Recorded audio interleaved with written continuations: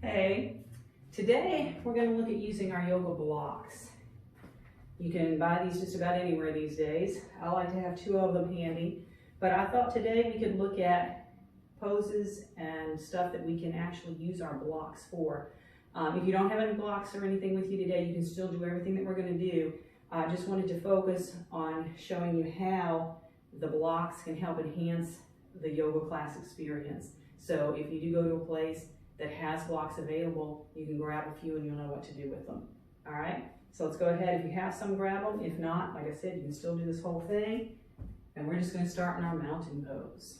So finding ourselves hip distance, lengthening up, let's ground through our feet, drop our tailbone, roll our shoulders back and down, and just begin with a few deep breaths into our belly. As always, we want to find that 3-part breath where we inhale, filling up our belly, opening up our ribs and lifting our heart. And then we exhale, lowering our heart, drawing in our ribs and then our belly. And for today, let's just flow a little bit here. Inhaling the arms up, exhaling them back down. I'll tell you what, let's roll our shoulder blades back and down. Inhale up and exhale down. Starting to warm up our upper back and shoulders.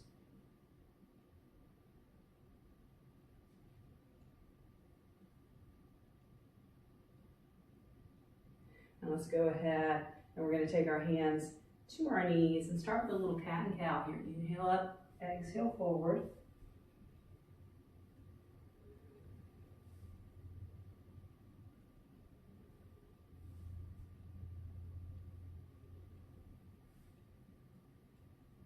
And let's roll ourselves up. Inhale up, exhale, one hand down. Inhale, lengthen up tall, exhale over. Remembering that 3-part breath. Good. And let's bring it up here. We'll take it to our chair flow. Let's separate our feet a little bit wider today. Exhale and press our hips way back. Inhale, come up. We're going to begin to inhale the hands up. Exhale, hands to our heart.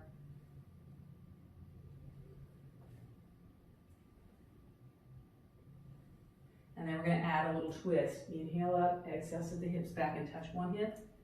Inhale up, exhale, sit the hips back and then touch the hip.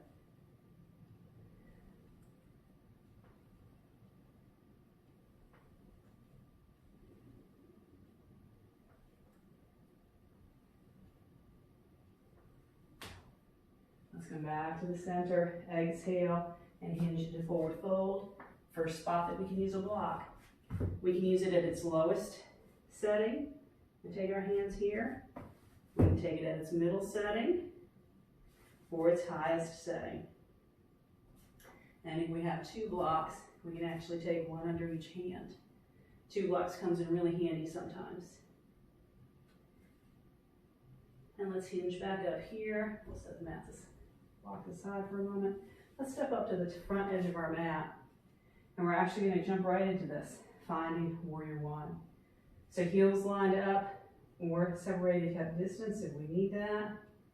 Let's just focus on grounding through our feet, hugging them in and up, lengthening through the crown of our head. And we'll bring hands to our hips, straighten that front leg, bring the back hip forward, and let's walk forward. So we can hold on to our own body here, or we can use one or both blocks in whichever position we find ourselves needing that. So this is a spot where I like to use 2 blocks usually because it gives you nice stability here. So begin to draw that front hip back and the back hip forward without locking out the knee.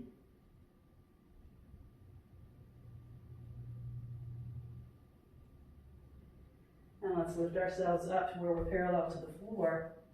And switch that block around if we need to. And we're going to find our triangle pose. So from here, we can keep the hand down. We can reach it up.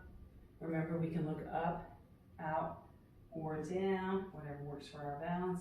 And again, having a block here helps us with that balance.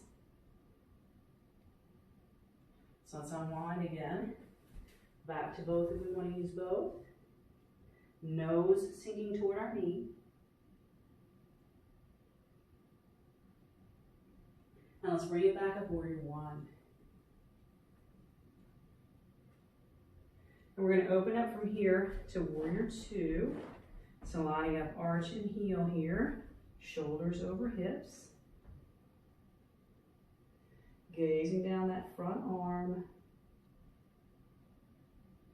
And let's reach forward and come over. We'll start here, forearm at our thigh. Of course, our hand can be at our hip or in the air. And then here's where a block can come in handy again if we want to release our hand down. Remember, we've got 3 levels, if we even need that. All right, I'm going to go right here.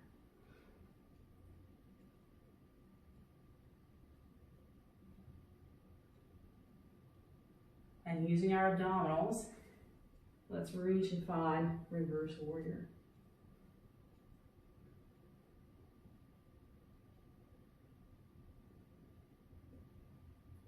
And we're going to flow a little bit here. We're going to exhale, warrior two. Inhale, warrior one. And exhale, stepping back to our mountain. So let's take this to the other side. We'll begin in warrior one, sliding the other foot back, lining up the heels if that's okay with our balance.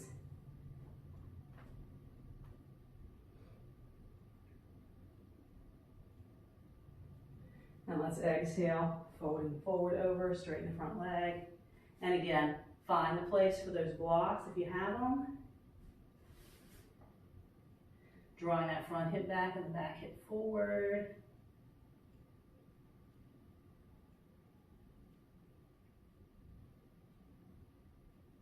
Now let's lift our spine up parallel to the floor, change the block if we need to, and open ourselves up to our triangle. Remembering the options with our gaze and our arms.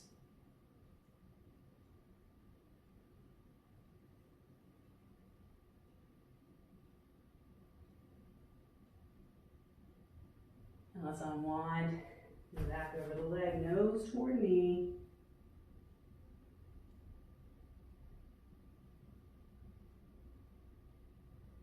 And bringing it back up, warrior one. Let's open up warrior two. So again, lining up our heel and our arch, shoulders over hips, navel drawing in and up, gazing down the front arm.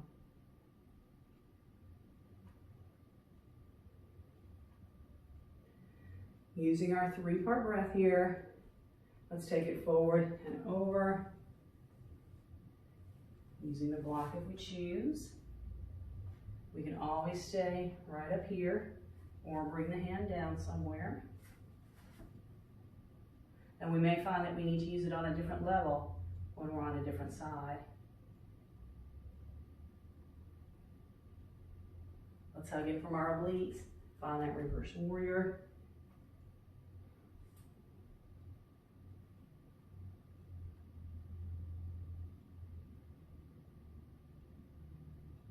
And flowing here, exhale, warrior two. Inhale, warrior one. And exhale, back up to mountain. Now let's just do a few little hip circles here. Taking it the other way. So we're going to look at our 5-point star for some balance today. And one thing we can do is take a block. Make sure to get near a wall also, or a chair or something. But we're going to squeeze the block as we shift our weight over and lift one foot. Or we can always keep the toes down. That's another option.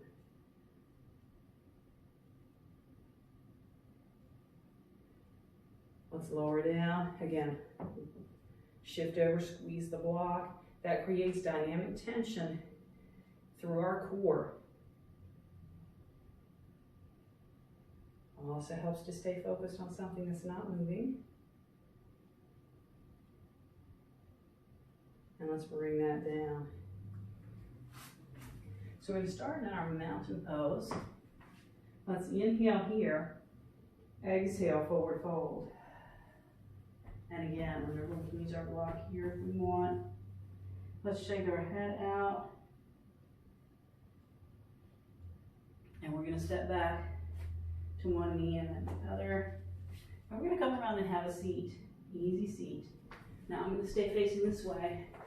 Because some people actually like to sit on their block. One thing that does is it does make sure the sit bones are there. It does help keep the pelvis lifted, and it does help also with opening at the hips. So if you like to sit on the block, it will help kind of lift you up, get a little bit more alignment.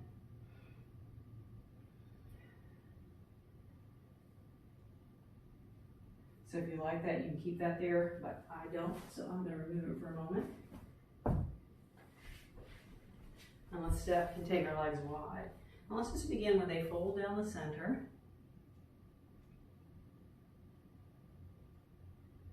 And then just gliding over to one leg.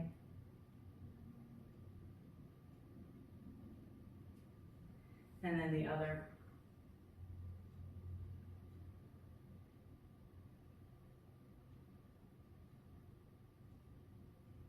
Let's come back to the center.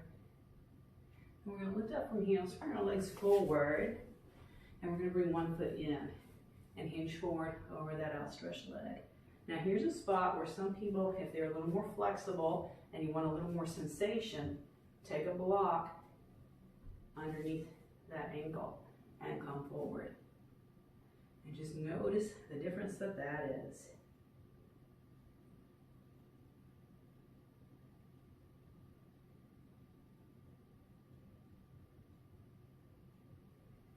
So let's lift up and we'll switch sides. So again, foot on the floor, hinge forward, but if you want to look at a little more sensation, try placing the foot right there, adjust it as necessary. Just using our 3-part breath right here.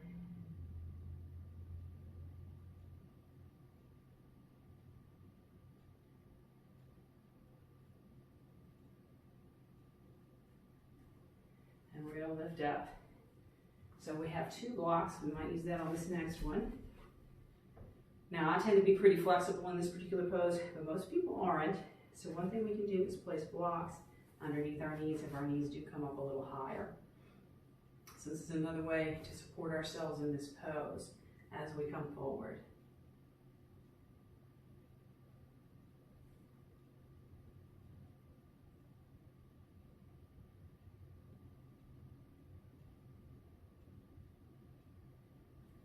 Let's hinge up from here. We're going to look at one of my favorite ways to use a block. Let's bring our feet together. We're going to take support underneath one knee, tuck and roll. Now let's just take a moment here to rock side to side, shake everything out. So one of my favorite ways to use a block is in our bridge pose. So I'm going to go ahead and use both blocks just so I can show everything at one time. We can take one block, squeeze it between our thighs, again, activating our core. And that usually will get our feet lined up at hip distance, but we also want to bring them back till we can touch them with our fingers. So we can squeeze a block to lift and find our bridge pose, but we can also use a block underneath our hip bone. And remember, it's got 3 levels. So find the level that works for you. And again, if you've got 2 blocks, you can do right here, like this. Keep squeezing and lifting. This is a good spot for our 3-part breath or any deep breath as we've got our chest open here. This is wonderful inversion here without having to go for all the work. A nice restorative option for our bridge pose.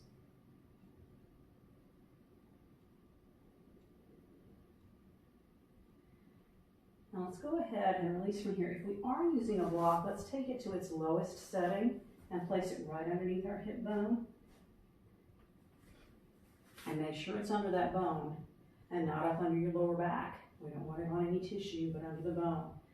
So when we take it to legs up inversion, we can actually get a little bit more of an inversion. Our hips a little higher than our heart, which gives us more of the effect of our inversion. So if you have a rolled up blanket or towel, you can use that here too, as you wish. Let's go ahead and just flex our feet, open up for a moment, using our hands for support.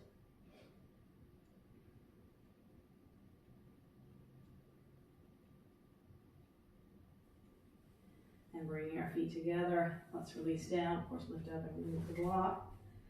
But we're going to keep holding on to it for a moment. Let's hug our knees in. And we're going to squeeze that block between our knees or thighs. Let's open up wide. Make sure the other one's out of the way. So again, I'm going to use 2 blocks to illustrate the options here. One is to squeeze, and that's really going to enhance the feeling of our twist right here. And if your knees don't come all the way down to the floor, another option is to place a block underneath the bottom knee. So let's go ahead and take a few deep breaths here. We can also take our gaze to the opposite side.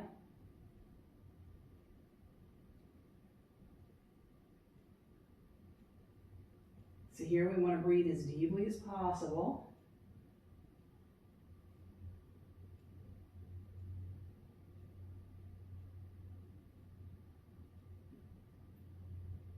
And we'll go back to the center and rock for a moment.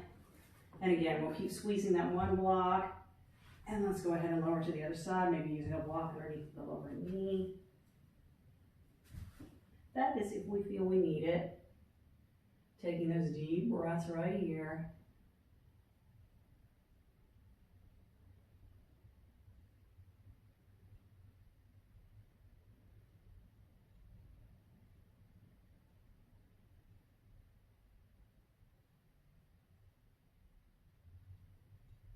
And let's come back to the center and release. So when we come to our final relaxation, there are some ways that we can use our blocks. One of those is to place them underneath our knees.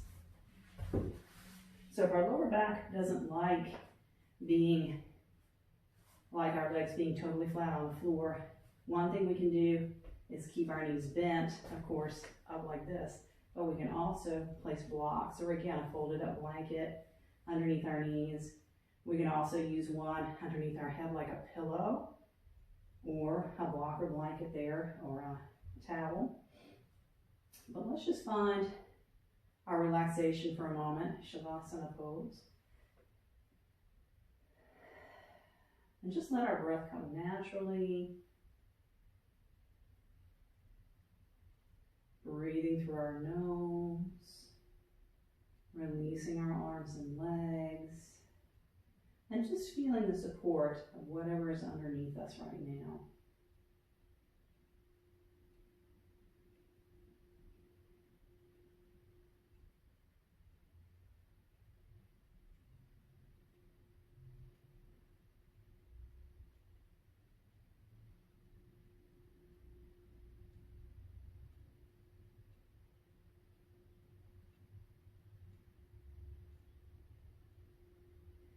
Remember, we can stay here as long as we want, but when we're ready to come out, we'll start at our fingers and toes, working our way up our body, until eventually we hug our knees, get those blocks out of the way, hug it in, roll over to our side, using our top hand only when we're ready to press ourselves up, and come around and have a seat. So those are just a few ways that we can use 1 or 2 blocks whenever we do our yoga. So if you want to find some of those, I think they do enhance our yoga experience, but they're not necessary. It's also really good to use your own body for balance and stuff like that and create more body awareness. But these things are really nice to have handy. I love using them for all kinds of things, and maybe in a future video we'll look at some other options that are a little more rigorous, let's say, to use our blocks. Anyway, thank you for joining me this time. Namaste.